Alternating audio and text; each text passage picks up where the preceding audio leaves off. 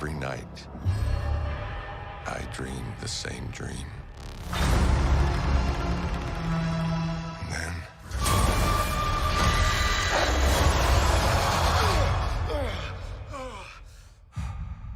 the nightmare begins.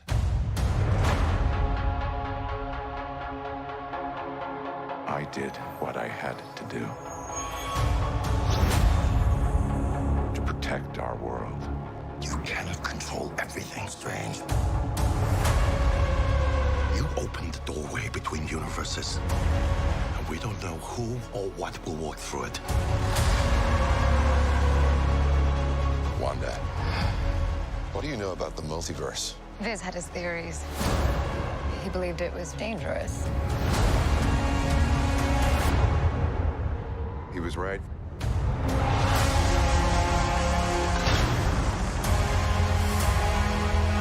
I'm sorry, Stephen.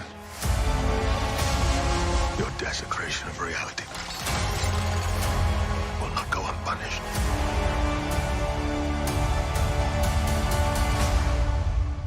We should tell him the truth.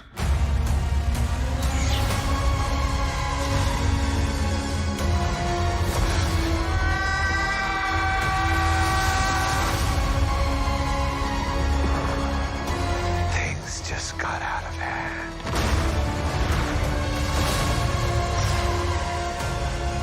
You break the rules. Look out! And become a hero. I do it, I become the enemy.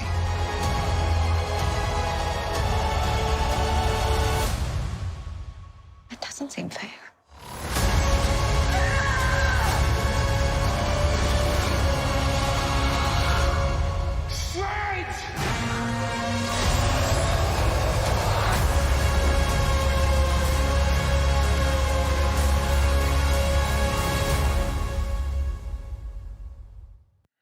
Hello, and Oh, my welcome God. to the Multiverse of Madness podcast. Yes, it's the periodic table of awesome coming to you live from Universe 353.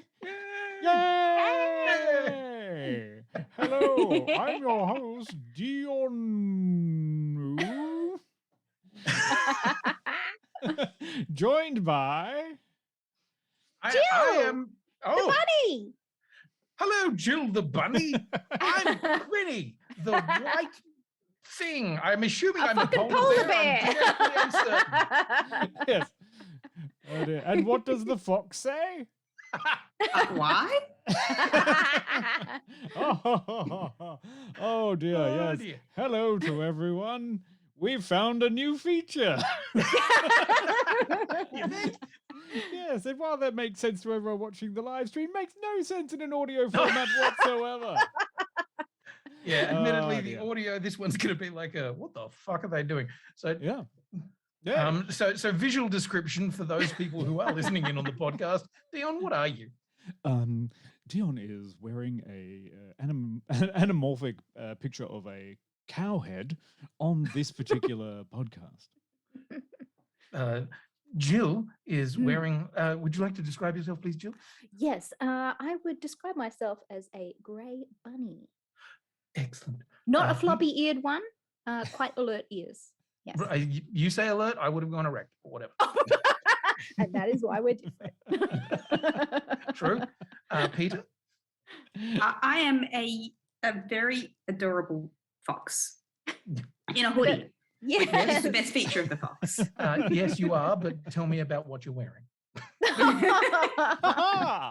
Okay. You're a And saucy I believe bear. I'm meant to be a cute polar bear, but I could be a Are stoic. you? I'm not sure. Oh. I think you're an obtuse polar bear. Yeah. Ugh. Yeah. Hey. Hi-yo. Ansky in the chat has pointed out that we can tell the listening audience that if they are ever curious about one of the terrible visual gags that they may hear about, there is a YouTube upload. Generally, Yeah. is there not? There is. It's on everywhere. Twitch. It's on YouTube. You can see it. Usually either the same night that we do this or the night after, depending on how tired I am. But I got to say, like, don't get too excited. The visual gags might not be worth going to a whole different website. Hey, this is powerfully good content right here. Hey, what I like Yeah. about this is you can't we're waving our arms around and nothing's happening. But if you stick your I tongue know. out, it's like totally or give us a wink. Someone give us a wink. Go on. I have to take my Doesn't glasses off work. to It's do not it. working. I'm trying. No, not No, working. It's not working. And I just do this. There you Turn go. to the side. Anyway, right. Giving it some awful eyebrows now. Okay, we've had our fun. I reckon I'm going to turn mine off now. What? Are you Maybe like, shifting I'm universes? back. Oh my god. I'm back in it. I'm back in the regular universe. Ooh, I have returned. Okay. Oh. Ah, Right. Well, now I'm in the same boring ass universe as everybody else. except for Peter, she's not.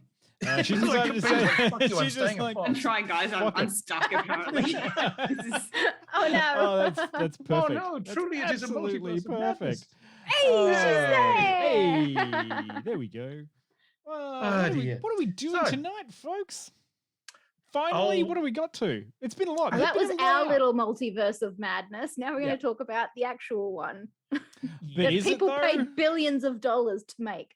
Yeah. Well, 200 million, but yeah, I mean, Yeah. that's a Yeah. yeah. We're going to get into this. This is a divisive film, I believe. I feel like it is, and I'm just gonna pop across to a different universe now. Oh, This is okay, going to be the French universe. So Oh. bonjour. Uh-huh. Je m'appelle Quinny, and welcome to the multiverse of madness. I'm Captain France. I'm Captain Francois.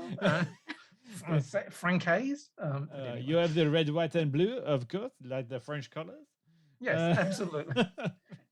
Okay, I'm going to stop fucking Yeah, around this with is universes. I'm ridiculous sorry. now. Let's get yeah, yeah. serious. Come on, Okay, this is a very okay, serious I'll podcast. take off my yes, beret. but we're 7 minutes in, and there is a lot to talk about. Uh-oh. Pete's Uh-oh. keeping time. We're in There- trouble well, tonight. Okay, here's the thing. I feel like spoiler section is going to be hefty. Oh yeah, I'm not Because messing there is around. a lot to Absolutely. talk about. We're not Yeah. messing around here. So I do actually have some music for the synopsis. Quinny, do you have a synopsis for us? Do you want to get into I that do. before I finish it? Now, which universe would you like it to come from? Oh no. Please ooh. not the Mexican one. Okay, how's about I just do it from I don't know, a normal universe? But the 420 universe. Okay, right, I got you. Right, there we go. It's not matching the music, for fuck's sake. In Marvel Studios, no, I'm not going to do it as a. God damn it. I'm just like fuck. Ralph, I don't know, Quinny, you fall back on the old standard. Ralph the dog. In Marvel Studios, Doctor Strange in the Multiverse of Madness. The MCU unlocks the multiverse and pushes its boundaries further than ever before. Journey into the unknown with Doctor Strange, not Dr. Teeth in the Electric Mayhem, however. It was going Who, with the help of mystical allies, both old and new, traverses the mind-bending and dangerous alternate realities of the multiverse to confront a mysterious, but not for very long, new adversary. There you go. Amazing. Thank you.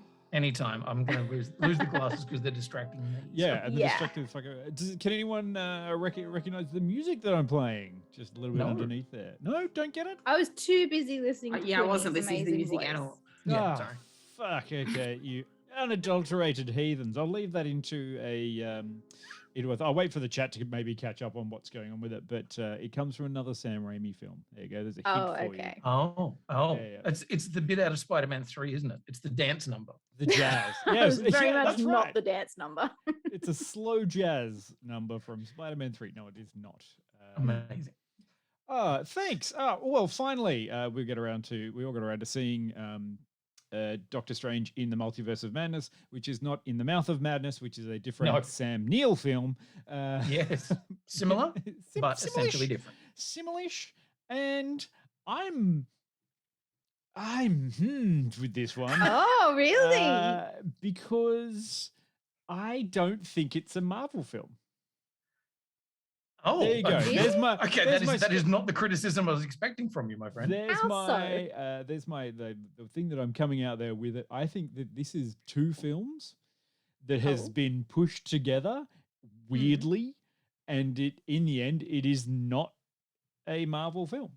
I think that this is like it's got all the flavorings of a Marvel film. It looks like a Marvel film on the packet, but it is not a Marvel film inside. And that's where I kind of went, this is a strange speed bump in the, what are we up to? What phase are we into now? 5? 4. 4? We've Yeah, got 4. we're still in the guts of phase We're 4, I believe. halfway through 4. Mm. Yeah. So there's my slightly hottest of hot takes there. No explanation, of course, because I could go. Yeah, on for I was ages going to and say, ages. can I have a please explain? Sure. Yeah, I can but give why? I can give you a boudoir. The Canadian, but why? The boudoir. This is just very definitely a Sam Raimi film where Yeah. Sam Raimi is just Sam Raimiing himself all across the Sam Raimi film with Yeah. a much bigger budget than he's ever had cause to do with before. And he's definitely gone into this to make his idea of what he wanted to make. And it just feels like he didn't give a shit about anything else to do with the Marvel Universe. Like, Okay. yeah. I will take you up on that second point, but I Okay. do counter with what did Taika Waititi do with Thor Ragnarok? Exactly. Yeah, but see, Thor Ragnarok was fun and no one gives a shit about Thor. This was fun. Fucking great fun. This was Barreling fun. bullshit fun.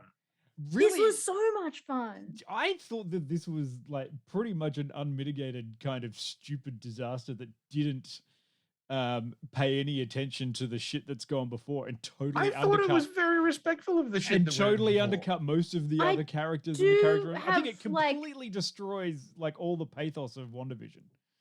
Okay, so that is Oh. where my niggle lies with the movie, but overall, I found it very enjoyable and very fun and quite Com- groundbreaking for a Marvel movie. It wasn't a copy paste of everything else. Completely Yeah. I'm with Jill on undercooked this one. and half baked edition of America Chavez into a film that had basically fridges most of the female characters apart from the Scarlet Witch, and they only ever show her evil side.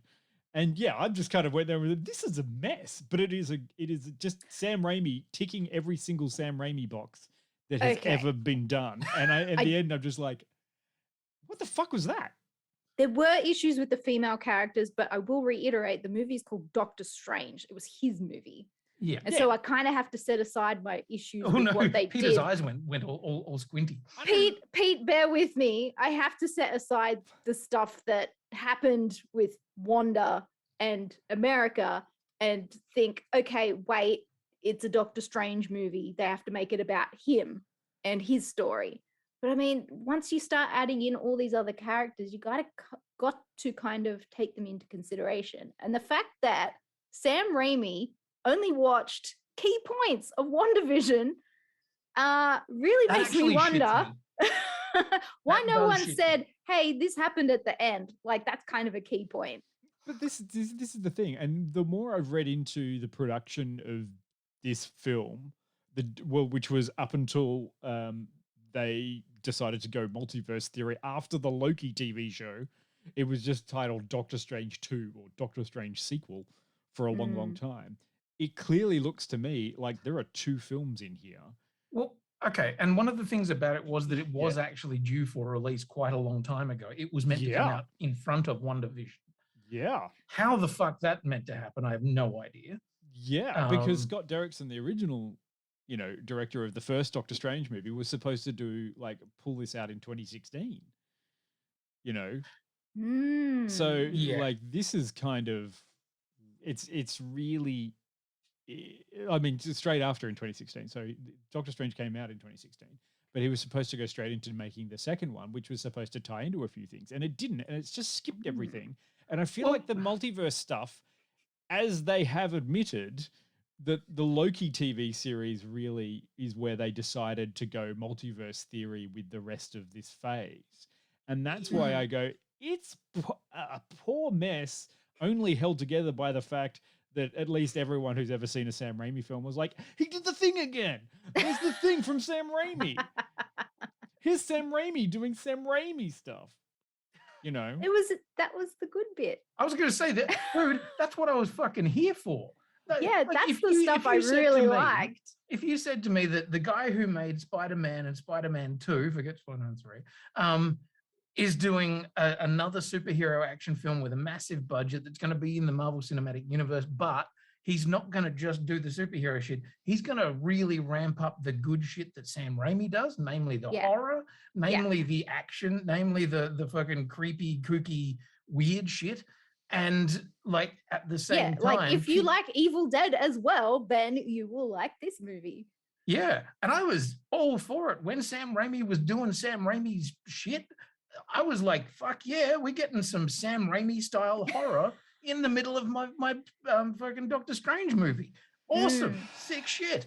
But I feel like that's the character you can play that stuff with too. Like, why not go full batshit crazy with Doctor Strange? But it wasn't batshit crazy enough, and I feel like it was like all of that, the good stuff, the fun Sam Raimi shit.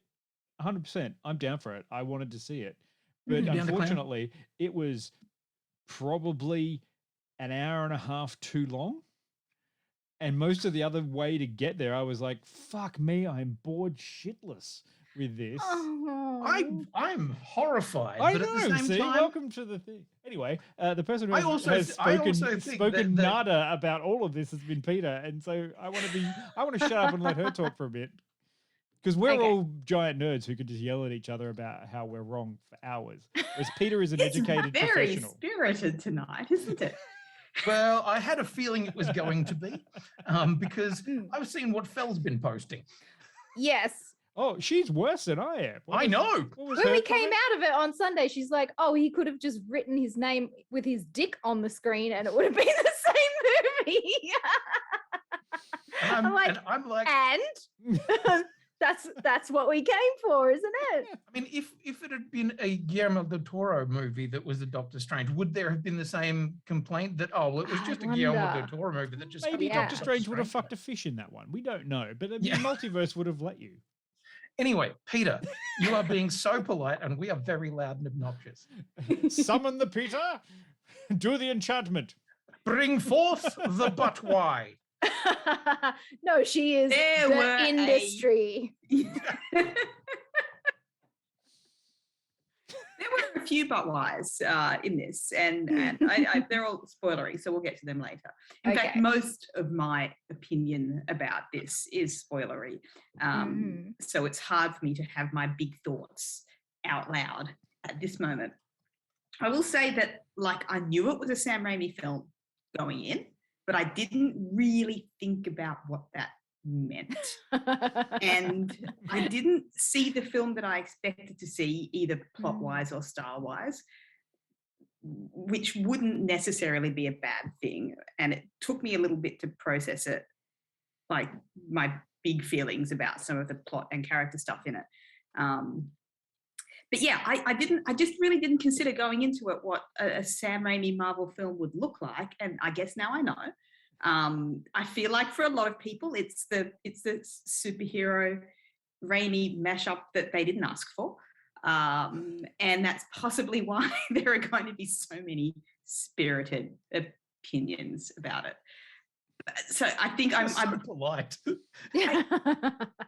I'm more with Dion, I think, than I am with you guys. There was fun stuff, but as a package, it didn't work for me so much. And I think there's probably a lot playing into that. That part of it is what Dean's talking about, like all of this stuff that it just feels so mashed together. And I think it feels mashed together because it's not sitting where it was supposed to in the flow through of events that they're designing here. And one of the great things about this amazing universe of movies and television that's being created is the way things all connect together over a long period of time. It's really amazing. That's what excites me about it. And it just feels like this one didn't connect to anything. In fact, I almost feel like I had more fun watching it in the moment than thinking about it afterward, because in the moment it didn't, like, I was like, oh, I'm watching kind of like a crazy fun film. And the characters weren't connecting to me as the characters that I know and love from the other films. It was just like a crazy fun film. And then when I thought about it after, I was like, No, fuck, that doesn't work for the universe that I have become attached to.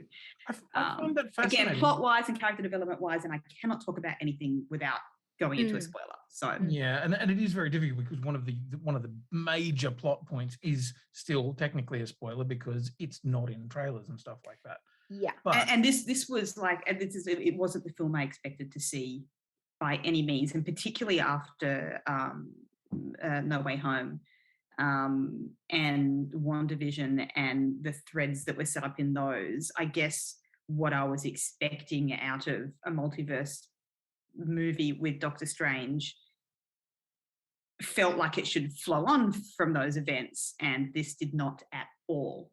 Which I feel like it flowed on from any of those events. I feel like it, like, one of the things to me that I really enjoyed about it was, and I could also see it being used as a criticism, was that this was very much a direct sequel to WandaVision. And a lot of people complained that if you hadn't seen WandaVision, you wouldn't know what the fuck was going on. And I think there were enough context clues that people could. I think there were too, but also I can't separate it from myself because I have seen WandaVision. And I found it really interesting, the way that it sort of took what had been done there, and those 7 episodes or 8 episodes or whatever it is. 9, is it? Fuck. There you go. Those episodes were spent building up a character to put them into a position where they could then be what they are in this film. That's what I took it as. Now, I know a lot of other people disagree with that. And think of it as I disagree with that. a mischaracterization. Like, until we get to spoilers, I cannot do my rant about why I disagree with that. With you, Quinny, on that half. Yeah. Like so that's one part of it, and also like, but then again, I also had a problem with No Way Home, and I fucking love No Way Home, but I think the characterization of Doctor Strange in that is so bizarre and off model. Yeah. That, like, I thought that was a worse characterization of Doctor Strange than anything in this film. Although I would say that, like, his character progression in this movie off the back of No Way Home was going in the right direction. Yeah. But you see, his character didn't progress at all. Doctor Strange had no growth in this multiverse of madness. He was just a foil. Okay, interesting. So where did he start, and where did he do the growth? Like, you know, from where he started as the character at the start of Doctor Strange and the Multiverse of Madness to where he ended up at the end of the Multiverse. Yes. Is there a particular thing that you think he got better at? Yeah, I think he has learned to drop the ego. Like, that was his biggest foil in the first Doctor Strange film, and what led him to, you know, his accident was his ego and his arrogance. And by the end of this movie, he realized that those were his flaws and actively made a choice to not be that person. Yeah, and specifically makes choices to allow other people to be the savior for themselves. Like, he gets out of the way and allows somebody else to be their own hero. Yeah, but he still read the book. Which is a character flaw that is explored throughout the entire thing, because the character is shown in every multiverse as being somebody who cannot accept that they are not the hero. Yeah, but they still read the book. Okay, the other thing is, every does other the one character get better? No, the character, in fact, actually, in some ways, gets worse, and that is still growth. I understand that. And before we get to the spoilery thing, can I just refresh everyone's memory about, we're talking about this, we're currently halfway through phase 4. All right. Now, phase 1, halfway through, we were getting things like Thor. Okay, just remember this. I don't even know if you can say that, like, phases 1 and 2 were like a progression. They were much more a block. Yeah, but I mean, I'm talking about, like, even if you get blocks and you have all these sorts of things, this is where we're kind of sitting at. I mean, in phase 2, we were getting, you know, was it Guardians of the Galaxy and Age of Ultron? You know, Winter Soldier, you know, that was good. And Thor: The Dark World, like, you're getting, that was the middle of that one. And by phase 3, you know, we were getting up to the cool shit, like Homecoming, Ragnarok, Black Panther. All right. Yeah. Yeah, and I now don't- we're in phase 4, and we're just kind of caught in the middle of. But I also, don't I think would- the phases mean anything anymore. I think we can now It's talk in become terms such of a arcs. fucking mess, to be honest. Yeah, with I the would say amount that of we stuff could we that's can out there. I love that we people can are talk in confused. terms It's of like, arcs. how, in how, that how is it? There's How, the Infinity arc, which how is it? It's like, oh, it's such a mess. I'm like, everyone who's ever read comics is like, yeah. It's like, how do we get here? I can't even follow what's going on in the movies. They've been doing that for years, guys. Wait till Yeah. they reboot it and we get Iron Man again. Oh my god. With a new If you variant think- cover and foil. If you think you had trouble like trying to follow anything before, then good fucking luck watching this movie where like you just have a scene that's a fucking parade of cameos for you to applaud at. And it's like Hey. if you have Hey. not I like that scene. Yeah, but I'm saying if you have no experience of the 20 years of Marvel that we've been Of all the watching other up things that until we're this referencing. point, you are so fucked. I mean, Yeah. Yeah. And once again, there are a lot of very valid criticisms that I can see being leveled against the film. That sequence with a whole bunch of cameos. Yeah. Yeah. Very easy to just look at that and go, Yeah. pure It's fan like- service. What are you doing? Pause for applause here. Yeah. Now there's this person. Pause for applause Pause again. for applause. This person. Yeah. Yeah. Oh, that was a bit stinky. Yeah, but I liked it anyway. I know. I didn't care. Can we talk about some of the non-spoilery stylistic things Yes. that we liked before we get into spoiler territory? So besides Sam Raimi being Sam Raimi, can we talk about Danny Elfman just elfing all over the place with his music stylings? Loved Because if it. there was ever a soundtrack that, you know, if you had to say who did the music, we'd be like, oh well, Yeah. yeah, without Yeah. question, it was a Danny Elfman soundtrack. And I've missed Danny. Like I love Danny Elfman's soundtracks. They, you know, there was a period where they got a bit samey. La la la la la la la la. Blah, blah, blah, blah. Yes. a period. Define a period. 'Cause 30 or Yes, 40 well- years of the same thing. Yeah. It's not really a. It's not like. Yeah, oh, the it's, 90s and Danny Elfman was la, la, la, la, la, la. it's Danny Elfman's blue period. It's like, Oh, Missy's bringing up a scene that I actually loved. She said, "I love his work, but the music scene." That was my favorite scene in the whole movie. And now we watch Peter die a little. Cool, but why? Like, but cool because like I like music and that was fun. Yeah. Why? But also why? for That was the no homage to fucking Phantom of the Opera that reason. nobody asked for. Yeah. They I mean, had Christine, they had a room full of candles, there was rock music and piano, like it was Andrew Lloyd Webber by This Danny is- Elfman. this is what I'm saying. Like, I mean, you know, you can take your film and do have a fun spin with it, which is what I thought. Taika Waititi did. Shook it up basically after a modicum initial film with Thor and then by all accounts, a terrible sequel. It then deserved to be shaken up. This one kind of feels like, you know, everyone's like, oh, Doctor Strange 2 should be good. And it was like, oh, here's the shake up that went a bit too quick. It's like, oh, we're shaking things up. We're like, no, I didn't ask for my Doctor Strange like shaken. I wanted it just stirred. Just stirred, please. Yeah. It's kind of like, we're putting it in the blender. And it's like, no. I'm actually fine with it because I wasn't that big a fan of the first one. Yeah, well, that's because you have terrible taste. Ooh. I think the first one has some really great concepts and stuff like that, and it plays with some really cool ideas. Just some The But first it one was pretty just generic. beat for beat Iron Man 1, though. Yeah, it just was a terrible generic whitewashing. origin story Yeah, that they had some needed- cool visuals. They needed, but see, that was kind of what it was. Apart from the whitewashing, it needed to establish who Doctor Strange was so that they could put that person into the Infinity War. Like we all know that. Yeah, That's so not- I'm more than happy for them to go in and mess with it and do something different and blend or stir or chop up Doctor Strange in whatever way they require. Yeah, but I mean, I think that kind of bit of a weird disservice in the sense where, I watched two kind of films in there. One that was connected through the Marvel Universe or trying to connect the Marvel Universe by basically just having a lot of flashy color and fairings on it, but underneath the hood, it wasn't just the shitty wing. It was kind of a shitty wing bolted on, and then underneath it was like, oh, this is a strange car. Like, what the fuck is this gonna do? It's like, it's actually a tank, and you're like, oh, cool. Is it cool? I'm not sure. I don't know what's going on. Why does it look like a Ford Festiva? You know. There you go. My metaphors are all over the place. Of all the characters that we're going to explore in Phase 4, I feel like for Marvel Studios wanting to introduce the multiverse, Doctor Strange was the character to do it with.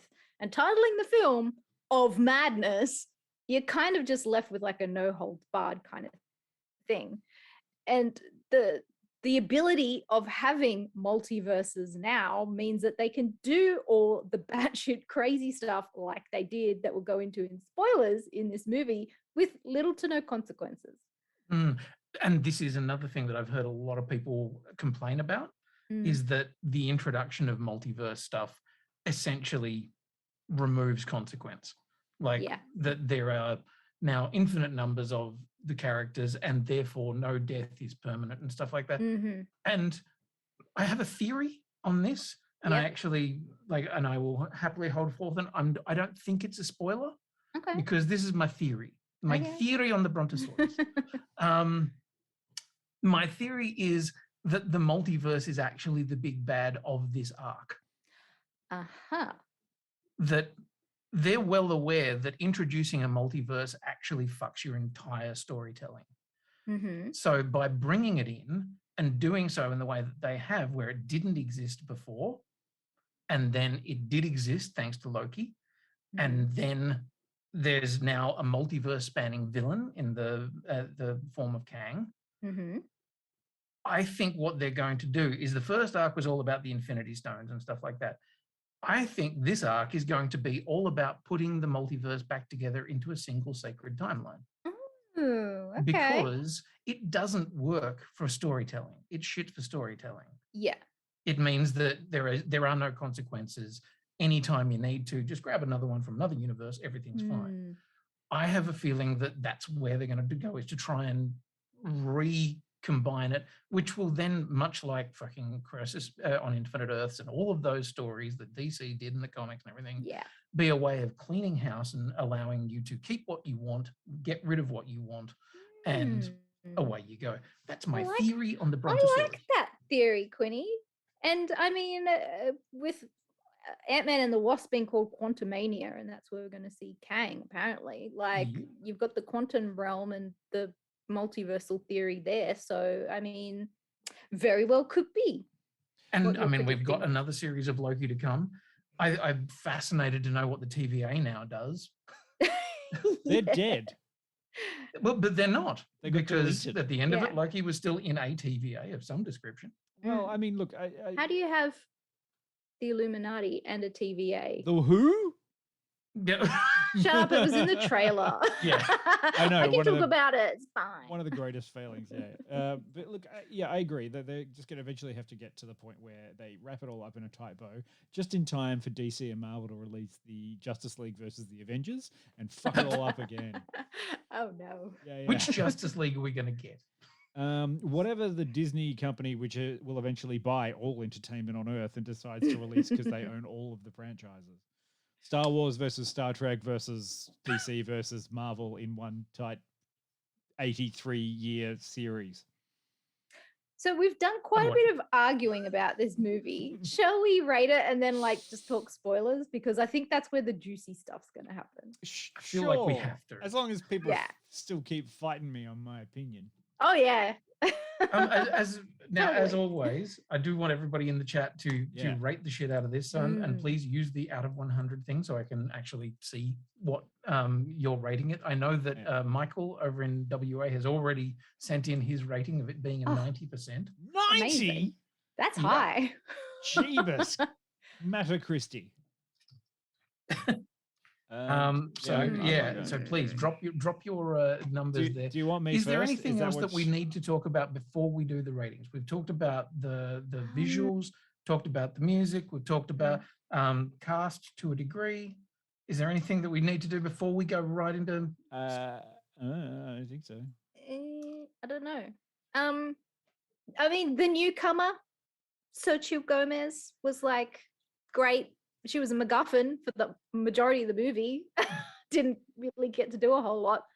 But I mean, come on, like what an incredible actress. She was cast at 13 years old for this movie. Like, she knocked it out of the park. She did a good job. I'm looking forward to seeing America Chavez in more stuff now. When are we going to see a Sorcerer Supreme movie that's just featuring Wong? I want a Wong miniseries of like Wong just being fed up with shit.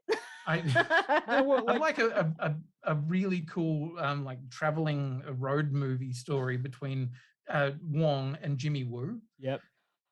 Like yep, and those guys. The other guy from Ant-Man who's like gives all the recaps. Luis. That would be amazing. And Happy Hogan. Like all of it. It's just kind of Darcy. Like, just the sidekick show. The sidekick show. Yeah. Maybe you could call it West Coast Avengers. Oh yes. Well, you call it West Coast Avengers support team. That's it. It's just them going, wow. God. It's kind of like Peacemaker without the Peacemaker. Yeah. I would watch the shit out of that. Fair enough. All right, I'll go to get out of the way. Look, as I said, I started at 100 and I knocked points off for all the things. I got very confused. I got very bored. I got kind of like, here comes a jump scare. Like, I mean, having seen Raimi stuff, I was like, wow, it's Sam Raimi doing all his Raimi things with more than a Raimi budget has ever had. And I was like, that's nice. I mean, it's always fun, but I did kind of feel like he was pissing it in. But at least he didn't piss it in like Spider-Man 3, where he just went too far up his own ass and he's like, sure, that's a great idea. He really didn't want to do Spider-Man 3, right? No one wanted to do Spider-Man 3, but when Sony says, I'm making it with or without you, and you're like, fine. He did make the Quick and the Dead on purpose, so like you can't like give him everything. No, fuck no. I don't give him anything at all. Like his schlock is schlock, and his good is good, and his bad is bad. But it's just a weird sort of choice. I didn't actually have any fun with it, so I'm giving it 50 because I didn't like it. Yeah. Doctor Strange and the Multiverse of Madness, I think, was just too much madness. And like, were there some cool bits? Absolutely. But did it make a good movie? No, I didn't like it. Fuck. There you go. Wow. 50. Jill, do you want to balance it out? Yeah, I'm gonna give it an 88. It's not one of my favorite Marvel movies, but I did enjoy the shit out of it. And like, as a person that likes scary movies, I really appreciated the horror elements. I thought it did some very clever stuff. The problems that I had mostly were with character storylines. So, and that's a screenwriting problem, not a directing issue. So, yeah. It's an issue that goes to the core of the thing, though. Well, yeah, I suppose it's a Marvel Studios problem because they're the ones that are in control of what's happening throughout. Why do you establish that you can send a giant fucking, witchy, like octopus demon things and then never do that again? Why do you have 4 hench beasts? Can we talk about that in spoilers? Yeah, I was gonna say, that's and then never use them. I'm going to give it a 60. I did have fun with a lot of it, but then also it angered me in ways that we'll talk about later. And it's not the Sam Raimi-ness of it that angered me. I kind of agree that I love when these films do different things, and I really like genre mashups and where it can take these kinds of films. So I'm not angry at it stylistically. I'm angry at it for other reasons. It's to be revealed. 60 next. 60 next. Quinny, you got to drag it back up, buddy. Look, I fully intend to, because I really enjoyed myself. I can see. I can see the faults. I can see all of the things, and like, you know, I'll see a criticism and I'll go, fair. You know, there's a bit with a memory machine that is dumb as fuck. And I'm like, yeah, dumb. Okay, fair enough. Yeah, I'll give you that. I remember that bit now. Yeah. There's a sequence where you're like, the most amazing thing, but how? The most amazing thing about this entirely weird, different alternate universe is like it comes that red means go. Go on, Pizza red. comes in balls. What? Go on, red. But I don't care, because as it went on, I found myself just going, yep, cool, sweet. I love the raminess of it. I loved the sequence with the big octopus climbing up the side of the building, where I'm like, yeah, you're doing Spider-Man 2, baby. Yeah. I loved the horror elements. I loved the creepiness. I wanted more of that. And I actually really enjoyed the continuation of storylines that made it feel like, yes, I watched WandaVision for a really good reason, and you know, here's these other stuff. But once again, that'll all be covered in the spoiler section. So for me, it's an 89. I love the shit out of it. I can see the problems. I know they're there. I know the fan service is fucking stupid. I don't care. I still went, yee. So yes.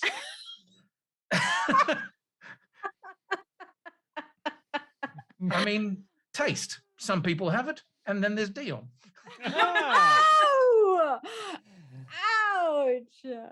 Quinny, lower is still a class.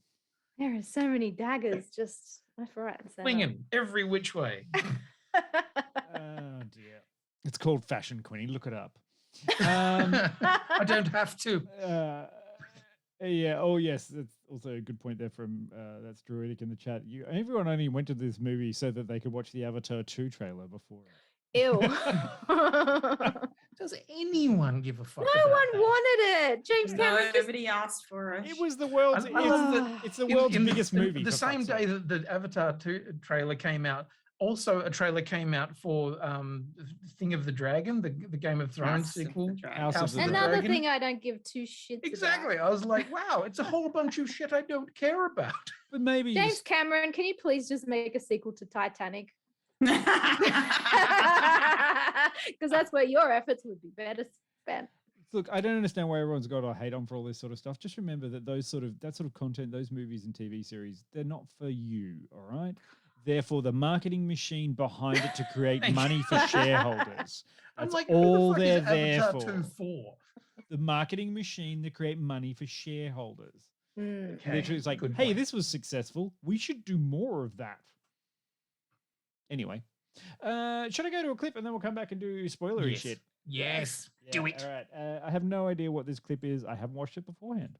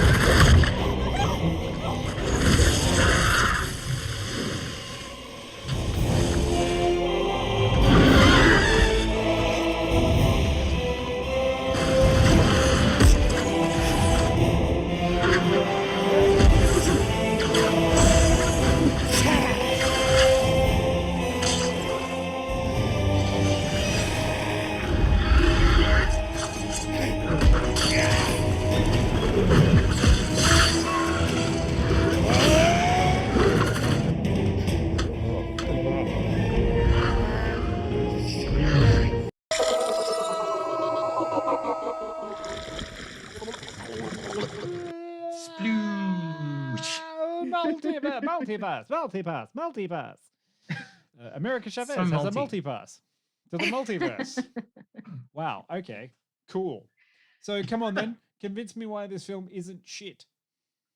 No, that's not our job. That's not the job. But in this section, I do want to talk about the problem with Wanda. Okay, we need to talk about Wanda. We need to talk Hey, about we- Wanda. Okay. So they Daenerys Targaryen, Wanda Maximoff, and I'm very upset about it. Yes. Okay. See, I'm fully angry. justified. There was Doctor Strange not- 2 is shit. there was not enough blame placed on the Darkhold Oh. other than Wanda being the one, at fault.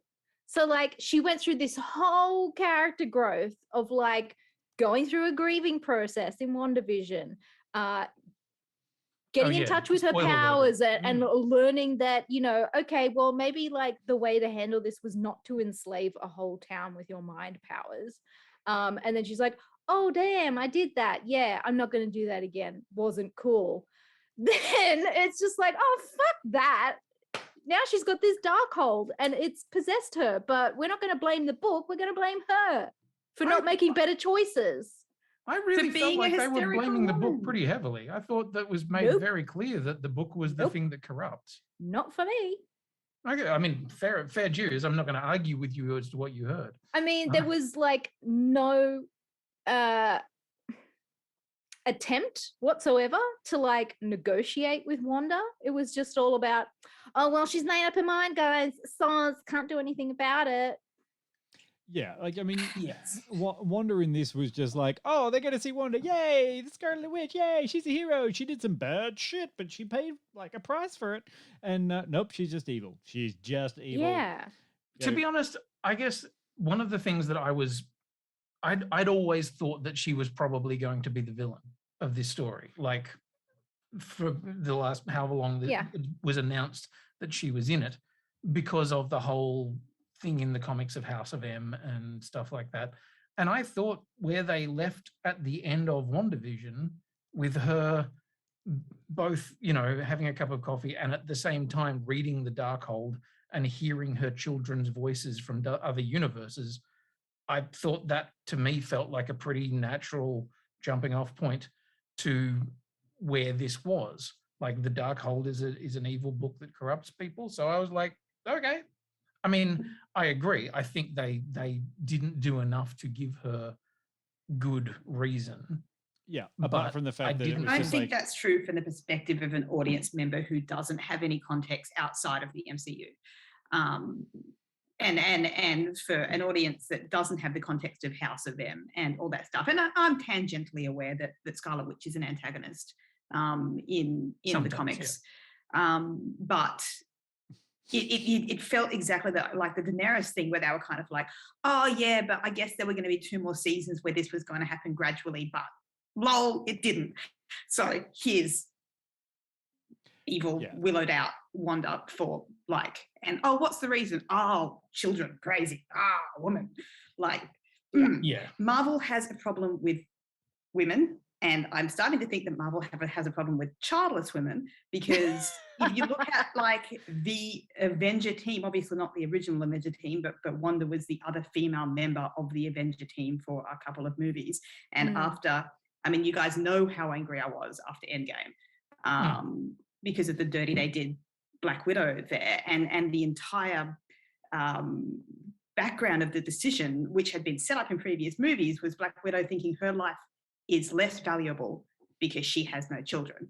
So then you have this other female Avenger character who goes through a traumatic event in a series that really looks at grief in a very interesting and sensitive way, and loses her children from that event and goes crazy because she's a woman without her children.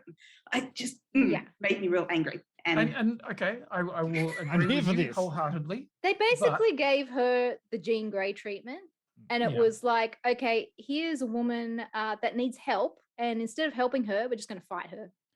Sure. Yeah. I mean, but they already And- established that in they did that story already in the WandaVision TV show. Like, Yeah, they've we completely hear- rehashed exactly Yeah. what they did in the TV show. Exactly. Like, here is a woman that needs help. Eventually, she does get somewhat help in it and is able to access that kind of thing. And I But don't. the weird thing is the only help she gets is from her fucking self. Like, Yeah. she had to do everything herself in WandaVision. Her children weren't real. Vision wasn't real. It was her talking to herself. How did she solve the problem in the end of this movie? She did it herself because she scared her kids that she wanted and was like, I'm not a monster. And then she's like, oh, wait a fucking second. I just killed a bunch of people in another multiverse. Like, yeah, I am a appear monster. to be a monster. Yeah. Yeah. I'm like, okay, where was everybody else that was like trying to get her on side to help them with America? They just were like, oh, No. yeah, sorry, you are a monster. We don't want to deal with you now. And that Would this have worked better if more of the story had been about her making the decision to embrace the darker side or whatever? Because I do think one problem I have with this is that the change had already happened off screen. Like, you see her at the start and she's already the bad guy. Yeah. I mean, I suppose we were supposed to have seen some attempt. Yeah. Sorry. The only attempt of that we got was the end credits stinger from WandaVision. And I'm like, that's not enough for people that maybe have not watched that to go into this and think, hang on, why is she evil all of a sudden? Yeah, Rob made the point in the chat also that because of the end of WandaVision, he was expecting that this film, WandaVision would be trying to find her children, and that would be part of the plot. And that's what I was expecting as well. I was expecting Wanda and Doctor Strange to be working together. That's where the end of WandaVision led me to. So it led to a completely different spot than you, Quinny, without the additional context. Yeah, and I mean, that could very easily have been an equally great storyline for them to work together. I would have loved to have seen them work together for a while, and then, for her to get more and more corrupted and to play with the corruption of the book more. As other people in the chat have said, the corrupting factor of the book was either obvious to some or not to others, Perfect example as to why you, as said earlier in the chat, though, I will back it up. A perfect time to have introduced Mephisto and had him corrupting Wanda through the Darkhold. Okay, look. But also, it corrupts Wanda, but it doesn't corrupt. Exactly. I just want to reiterate. No, I want to reiterate the line where she said, you do it and you become the hero. I do it and I'm the villain.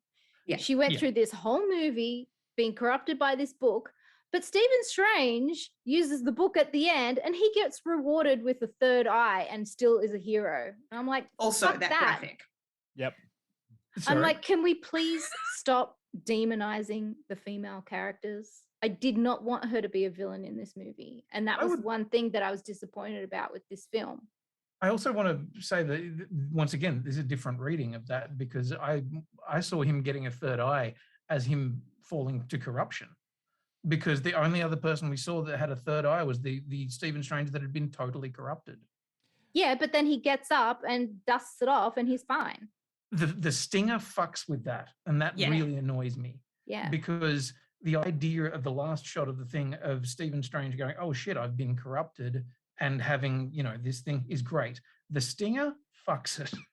Yeah, because like, for God's no sake. consequences. He's fine. Yeah. I mean, would have He been leveled up. It kind of could have been more interesting if he had have woken up from his nightmare, which he established at the start, gone to a bathroom mirror and looked at his reflection, and the reflection could have opened up a third eye, and then that would have been like, oh, interesting.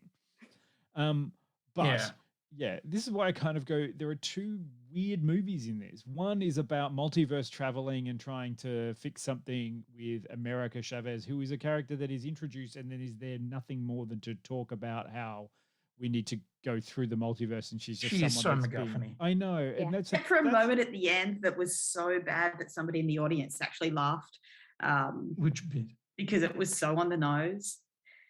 The bit where she reminds me of someone else. Get it? No, It's the just believe in yourself, because all the way through I'm thinking like, okay, there's got to be some way that America rescues herself at the end of this, because we're done with the damsel in distress thing, and we can't have the entire movie be about Doctor Strange trying to, protect and save a girl.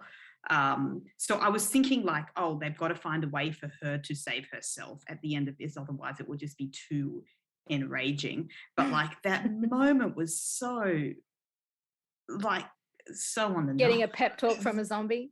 So on the nose. Like, I mean, this is where I wish that after he'd winked, the eye had fallen out. That would have been. That would have been great, especially considering they did the whole eye gag at the start. Remember when they like popped the eye of the thing out? Like there was a lot of eye gags in there. And this is where I go, hey, there were some really fucking cool ideas in this film. Like I will get onto that. Zombie Doctor Strange. A zombie with an undead cloak. With an undead cloak. I was just like, that's the most metal thing I've ever seen on screen. Yeah. I'm down for that. I was there going, that's actually pretty cool, but I'm tired now and I've been here for 2 hours. And could you just wrap this fucking shit up, mate? Like this would have been much cooler about an hour ago. And that's why I kind of rate it so badly, because to be honest, it bored the shit out of me. Like, were they great bits? Yeah. And once, from that first trailer where it's like, Stephen Strange, the Illuminati, I was like, oh, fuck, this is how they're getting everyone in there. Because if you know who is on the Illuminati, you're like, so I'm going to see Reed Richards, I'm going to see Charles Xavier, I'm going to see fucking Black Bolt, and I'm going to see Namor. And that's the only one they didn't put in there. Was Namor. But you know what? I'm glad we didn't get a Tom Cruise Iron Man.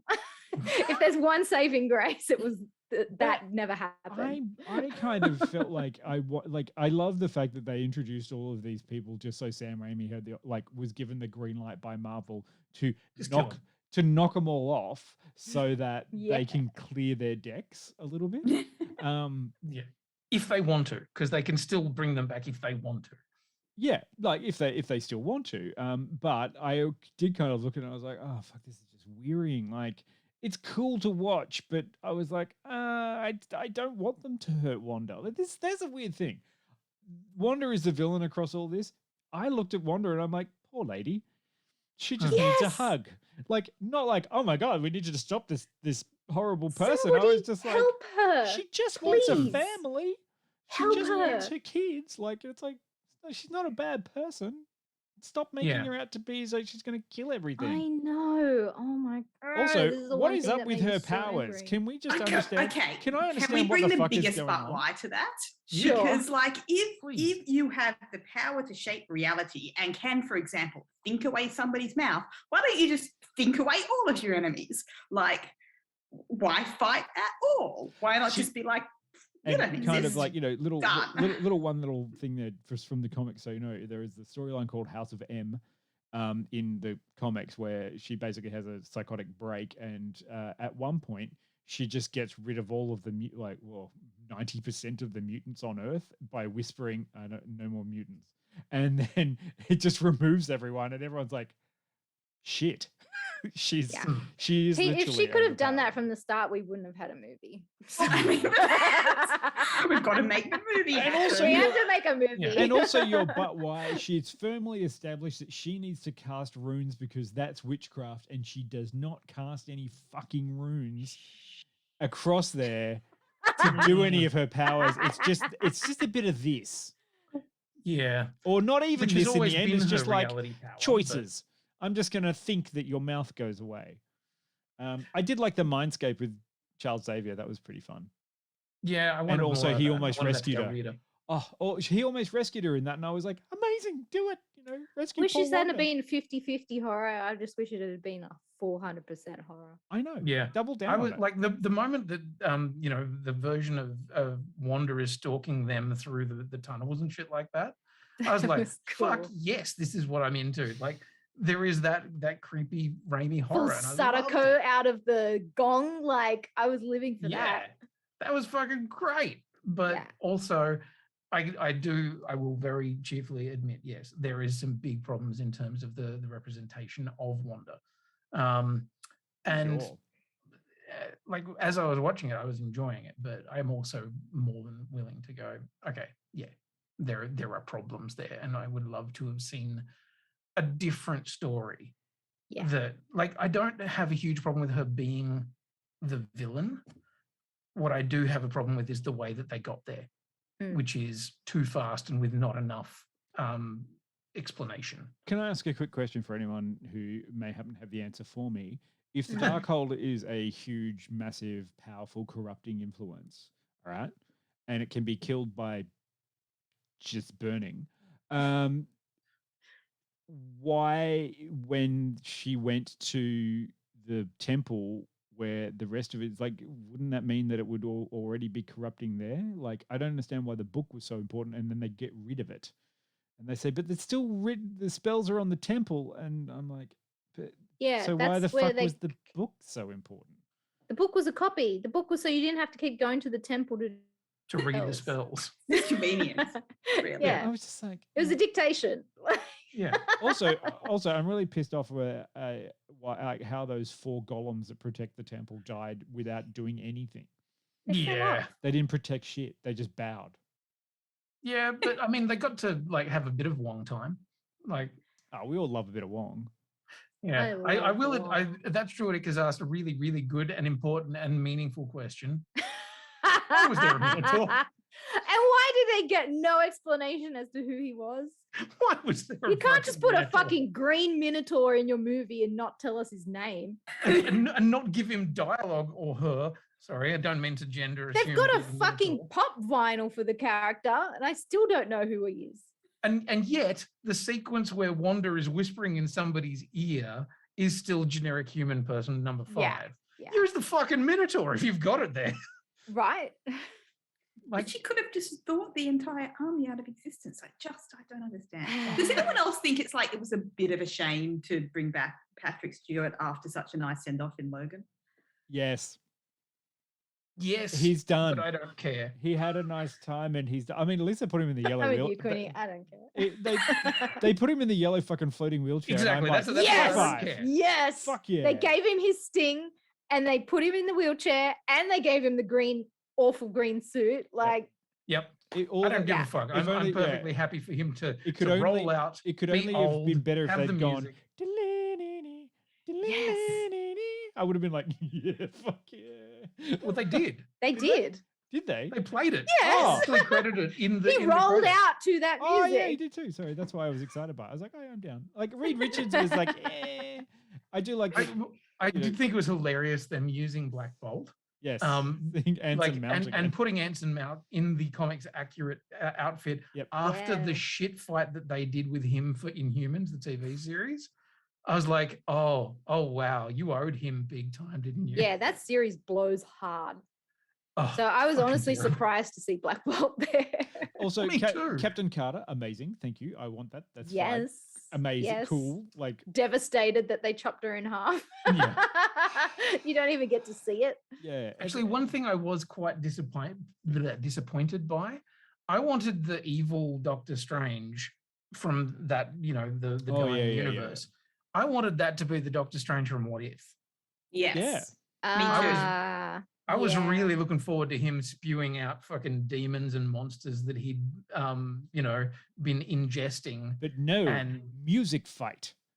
Yes. I like the music fight. Well, you no bad words about that music fight. Thank you. That was amazing. This is the thing. I think this is kind of the problem that I had mostly with it, is that Marvel, their stock in trade, or the thing that they're kind of actually known for now, is having thought out everything and linked it through and worked really hard on maintaining consistency and dropping things in, because it can all be sort of like, oh yeah, we've definitely got threads of it. And in this one, that's the thing I had the most problem with. I was like, this has no connection or understanding. Like, if it does have a connection, it's like a connection that someone had said in an elevator ride to Sam Raimi. It's like, hey Sam, by the way, you've got to do this right, or that story of like, oh yeah, I watched a few of the key points from WandaVision and then I moved on. I'm like, yeah, that's what it feels like. It feels like there's no underlying narrative thread that is important. I'm not saying there aren't any narrative threads. There are lots, but the important ones seem to be missing in this. Like, I watched this movie and in the end I went, well, that has done nothing for Phase 4. I don't know how they're going to reference Doctor Strange and the Multiverse of Madness in fucking Guardians of the Galaxy 3. Does it have to? Yes, I mean, I think there's going to be a fascinating time when we hit, Thor, the Love and Thunder, in Thor's got a goat month? boat. I don't care. Yeah. I'm down for the stupid. Like, I look at Thor, like the Love and Thunder, and I'm just like, I don't care because they're the canon. They're the establishing film, and everything's got to revolve around that. Maybe that's what it was with this one. It's like they didn't call this one the linchpin film. This isn't the one that all the others are based on. This is just one that is tenuously attached to the rest. I think feel like the everyone- idea. Sorry, Pete. I was going to say, I think the idea that this was supposed to come before WandaVision makes so much sense to me.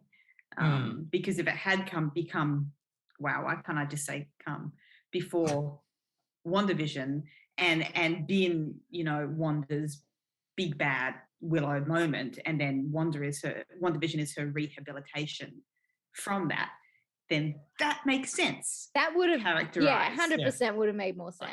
Yeah. Yeah. And I kind of, I'm sad that they didn't do that, because I can see, like, in the universe, like Wanda, in the height of her grief after using Vision, going big bad for a bit, and then WandaVision being her process of working through that grief and coming back from that, and then we end up with a Wanda that can continue to be a part of the universe or not. This way, we've kind of Wanda. Oh, what happened to her? Like. Yeah. And what happened to her was exactly what happened to Black Widow in the end. And it was essentially what happened to her already at the end of WandaVision, in that, she was forced to correct her own errors by sacrificing everything. So I felt like plot that I'd seen before.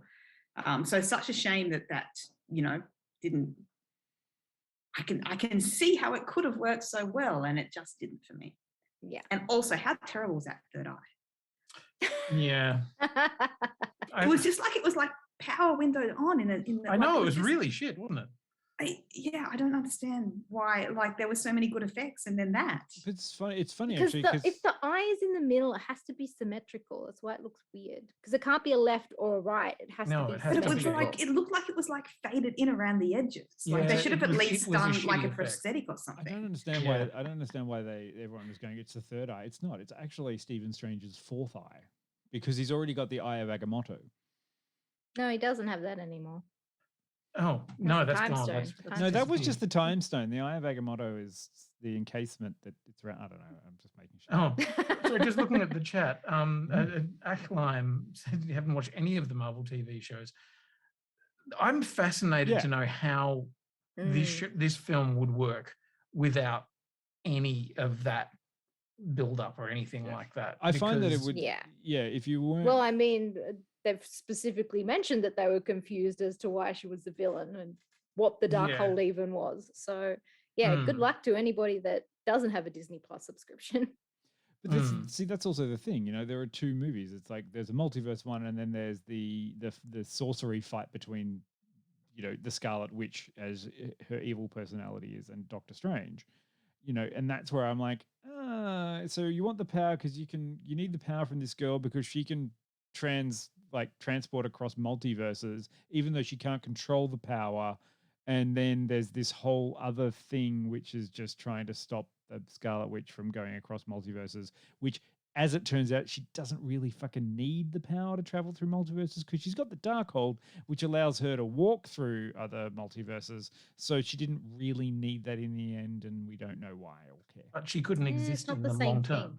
Yeah. it's not Yeah, the same like thing. she would have to dream walk into another universe and couldn't exist there permanently. I did like the dream walk thing. That was very Evil Dead. The exact same way. It's like, oh, there's a ill wind, and then there's the cameras and the camera that runs straight up into the eye and all that kind of the good old Sam Raimi shtick. And it's like, I've got a few tricks here, which is interesting. I think that's the thing that I said to someone else, is that this to me is a very Sam Raimi film, much like if Quentin Tarantino had made a Marvel movie, I would probably look at that and go, well, that was a Tarantino film. What it has to do with Marvel, I don't really know. This one that I watched was like, well, that was definitely a Sam Raimi film. What did it have to do with Marvel? I don't know. Yeah, I mean, I'm gonna agree to disagree on that one because I thought it was a Sam Raimi film where he was playing in a very big, bright, marvelly sandbox. Yeah, with a lot of money. This is what happens when Yeah. you give Raimi a lot of money and you're like, just make whatever you want, mate. Like, it's kind of horror. Yeah, go for it. You like horror. And he's like, cool. I think maybe the difference I would say between the counterparts, which is like James Gunn or Taika Waititi, is in Taika Waititi, we didn't have a lot of cinema background for him before we started getting his experiences. Whereas like Raimi, Raimi has a cinema language.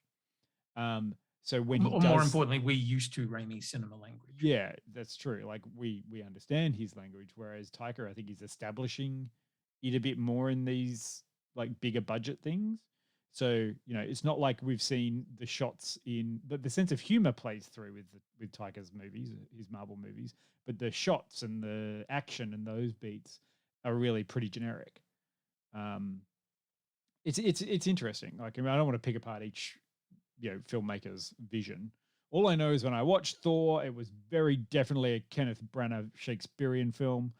And Thor 2: The Dark World was weird and not kind of following. And then you get Taika's good. Then you get the theory like Taika, oh, this is fun. And that's where we've established. Whereas in this now, it's like Doctor Strange, pretty much a cookie cutter establishing movie for the first one. And this one, I'm like, oh, this is just Sam Raimi.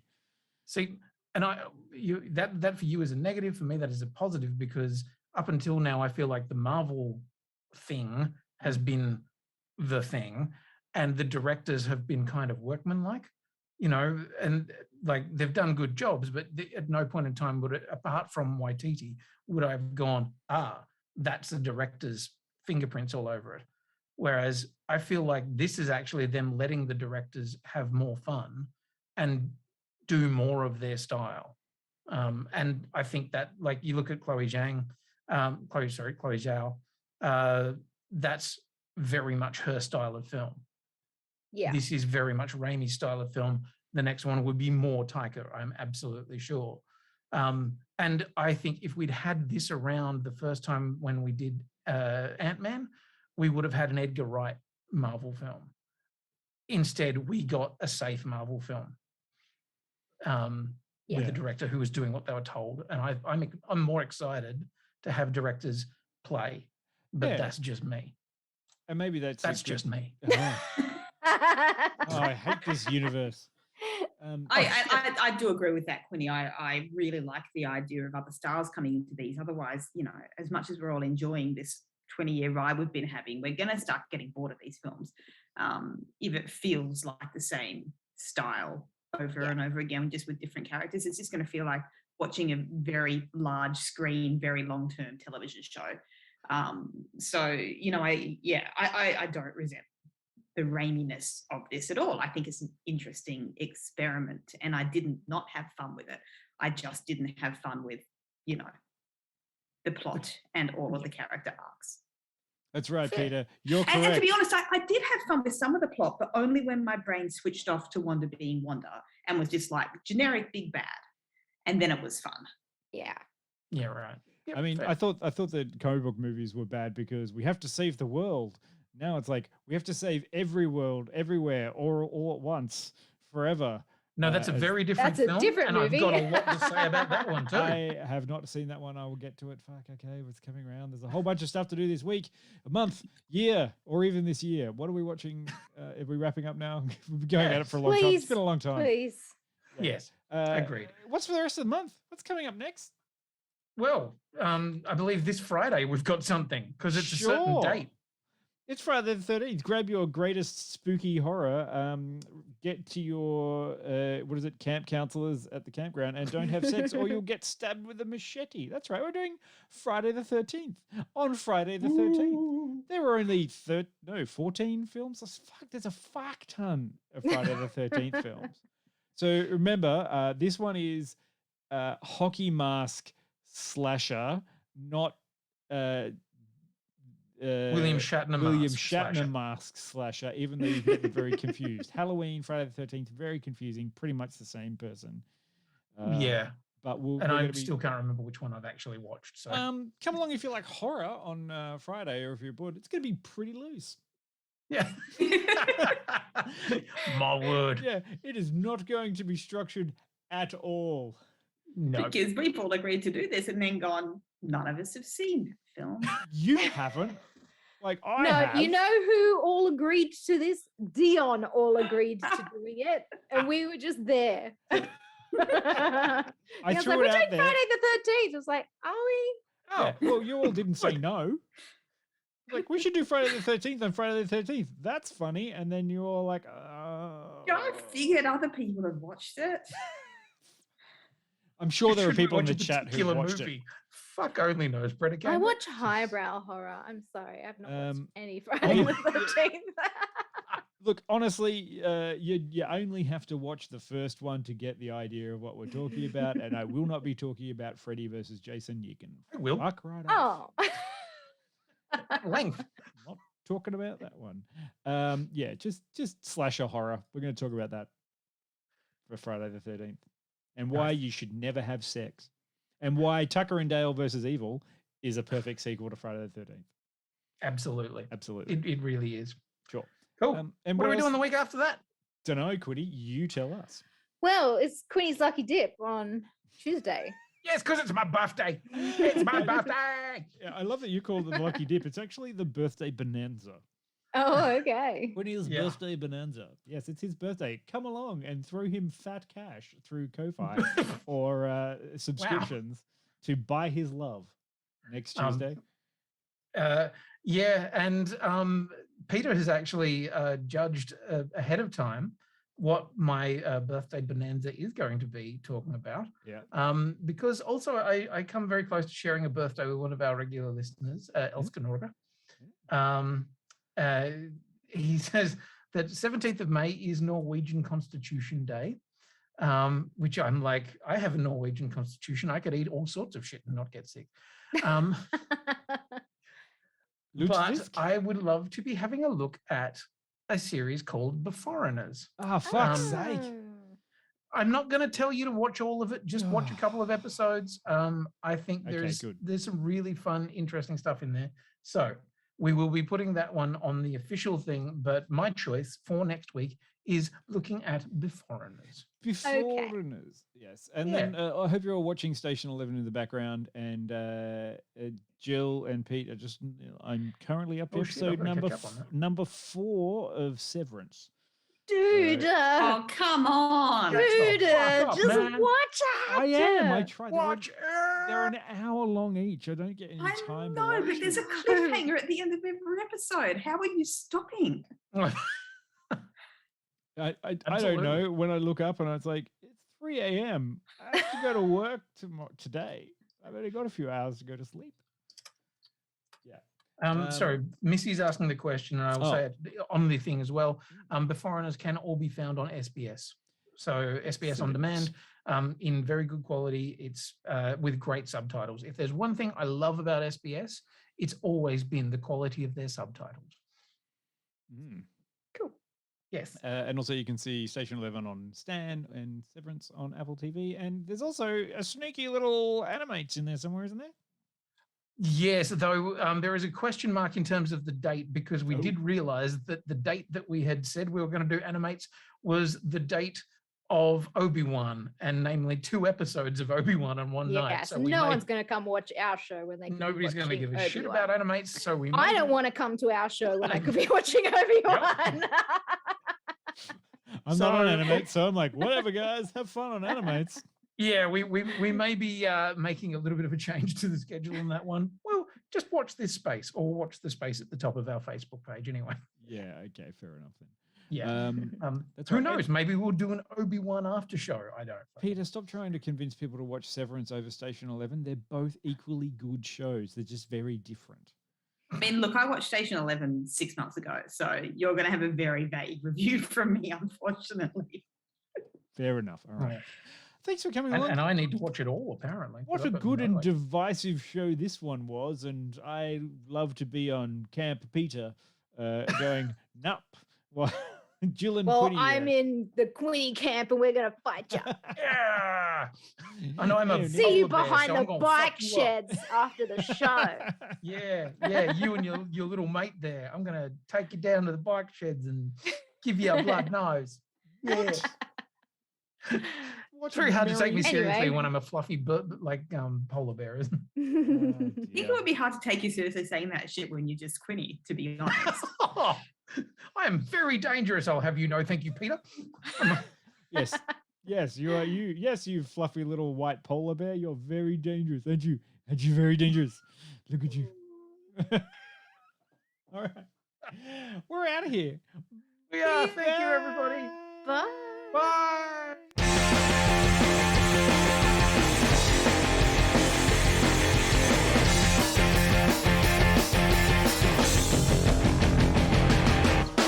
I wanna live in a world full of heroes, not sit here counting zeros in a cubicle downtown. I wanna look out my window, see 'em flying, and swing across the horizon as I cheer 'em on so proud. Depowered girl keeps staring at her face, and call Colossus and have 'em teach me ways, and then we'd exercise. I'd be one of the guys. With martial arts from iron fist and wall, I'll dance her up and teach her all my songs. Oh, I wanna live in a world full of heroes, not cooking up these heroes at my parents' restaurant now. I wanna yell out Avengers assemble, not order up for Ethel. Yeah, we're out of cheeky now. Say Emma Frost and have her read my mind, or Magdalena, her artifacts I find, and then we catch a symphony. It'll just be her and me. Call Bucky Barnes and arm wrestle for hours. Visit MMA and bring her lots of flowers.